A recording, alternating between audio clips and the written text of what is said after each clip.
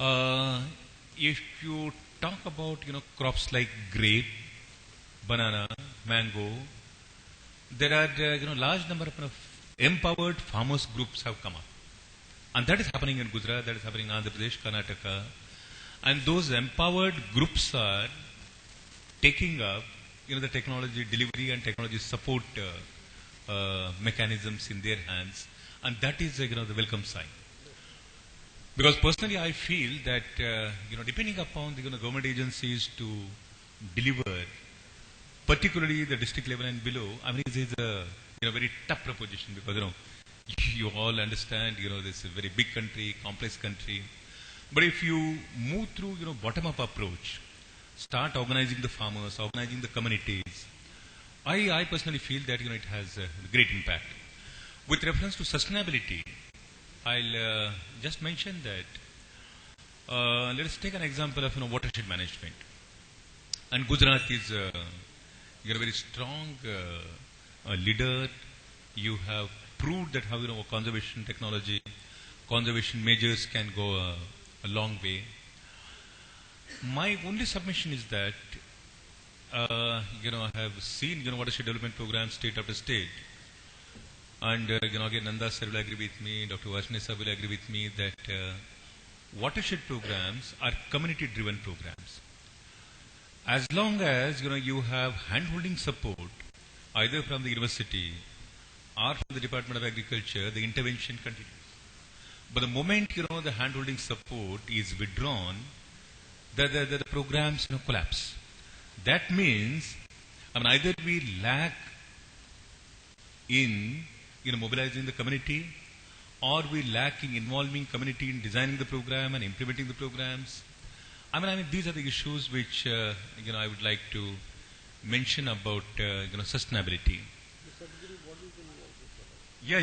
Sadhguru model is a very famous model, and then in fact I have seen in Valsad and Dang areas where NGOs have made quite a good difference. I had a chance to work with Anadi Foundation. And their programs and activities in deep down tribal areas have made a significant difference. The point which our friend from Uttar Pradesh, Mr. Srivastava Sahab, has brought out that when there is surplus production, the prices crash down and the economic benefit to the farmers doesn't accrue. I agree with you. It has been seen across the states, across the districts. But we have to arrest that kind of situation. And therefore, Planning Commission has established a very comprehensive task force, what we call it as secondary agriculture.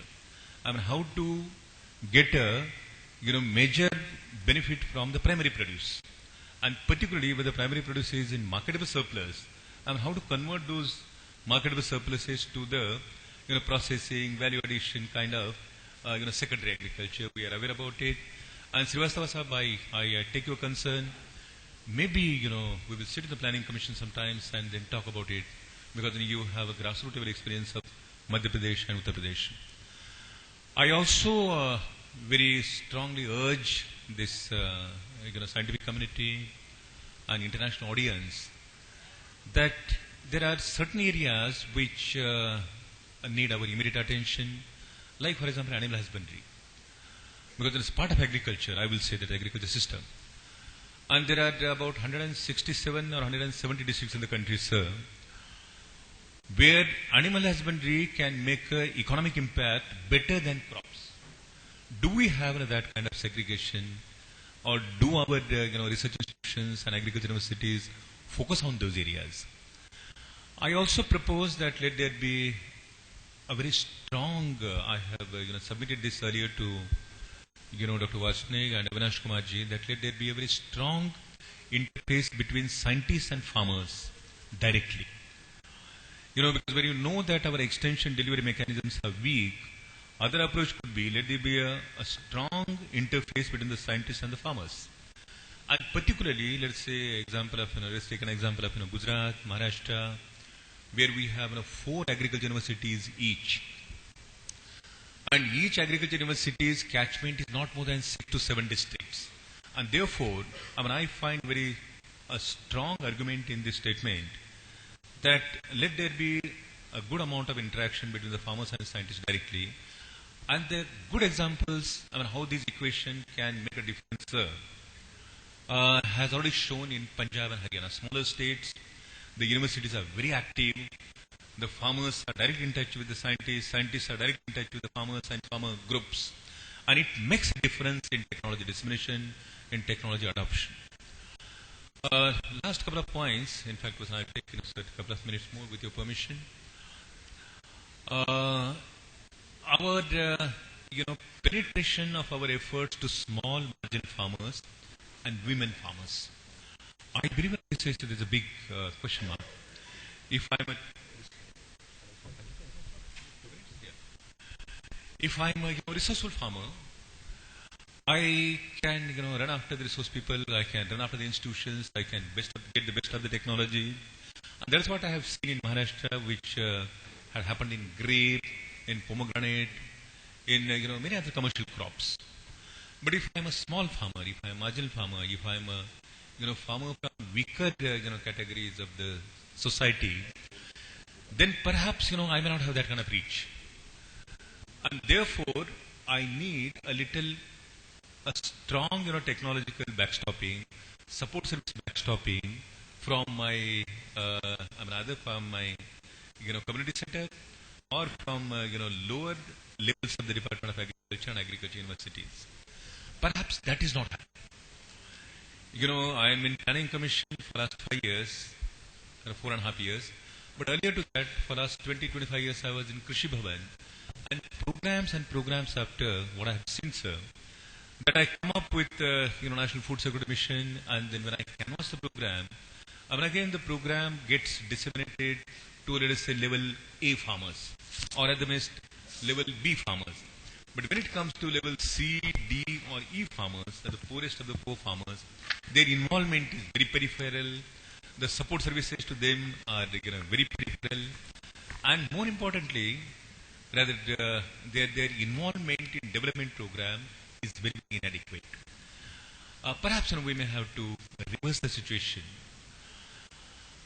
Another major concern which the Planning Commission is putting on is how to achieve the additional production support from the states where we haven't been able to do much. For example, let us say Eastern UP. Srivastava Sahib, you'll agree with me.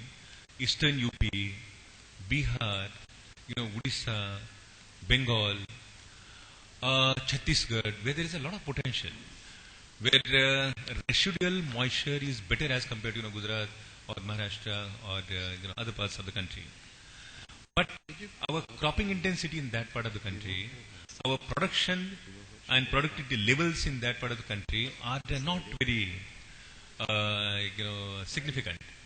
How to divert our efforts and how to make those areas respond to our food requirements in a better way. So that's another issue. Lastly, I will say that when it comes to the climate-related agriculture and climate-related issues, Nanda Sahib knows it that in the next year's budget announcement, I think probably you have noted that for the climate-related research issues around agriculture, the Honorable Finance Minister had announced 200 crores extra amount in the budget of Indian Council of Agriculture Research. You know that when it comes to the research requirement, ICAR is the nodal body and they carry out research requirements and through their chain of agriculture institutions and agriculture universities. We are putting about 200 crores extra pertaining to agriculture and climate related issues in next year's budget. And towards the end, I will just mention here that as I mentioned right in the beginning, that the money per se, I believe we are slightly compatible as compared to the 10 plan. But ours is a developing country, developing society, and perhaps everything has to move through processes, and then we cannot take a very fast shortcuts. And therefore, certain issues like research and development will take its own speed but the planning commission and the state governments are very comfortable in handling these issues now. Global warming and climate change is one of the priority areas in the planning commission, and we have been taking adequate measures in terms of providing money, in terms of providing policy support. And I just mention here that Professor Kasturi Rangan, who is in charge of environment and forestry issues in the planning commission, his member planning commission, a world-known scientist, and he has taken up at least 3 or 4 meetings with all concerned departments, including ISRO, Department of IMD, Indian Council of Agriculture Research, and we are moving step by step and trying to bring out some kind of a very strong relationship between the climate issues and agriculture. Friends, with these words I conclude. It was a nice of the organizers, especially Honorable Sherrod sir, to drag me to this conference. In fact, there was some compelling engagements at Delhi, but nevertheless, a request from organizer, particularly when it comes to climate change and agriculture, was almost like an order for me, and then I'm here. Lastly, I would say that whatever recommendations you would like to put forth as Ahmedabad Declaration, the Planning Commission will take very serious note of it. And I will propose that Dr. Sherrod and Dr. Gopichandran can come to Planning Commission. We will organize a presentation to all the members and prepare. I would propose even Deputy Chairman also to listen to our views, so that there is appropriate programming, funding, and addressal of these issues at appropriate level. Thank you very much, sir. Thanks a lot.